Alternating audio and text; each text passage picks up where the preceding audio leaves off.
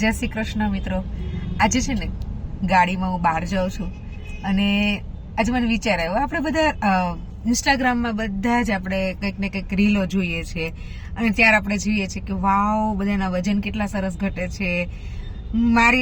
હું જ્યારે મારું ખોલું ને એટલે મને એ જ દેખાય, વજન ઘટાડવાનું, વજન વધારવાનું.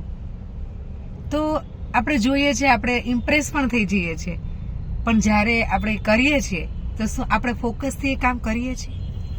એ ખાસ વિચારવા જેવું છે. જો હું લોકો સુધી પહોંચવા માંગુ છું અને લોકોને સારા દેખાવા માંગુ છું, અથવા હું સારી થવા માંગુ છું, અથવા હું સારો થવા માંગુ છું, તો પહેલા તો આ કામ મારે ખુદને જ કરવું પડશે.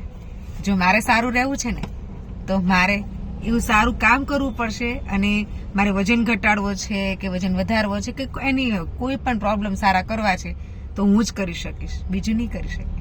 Thank you.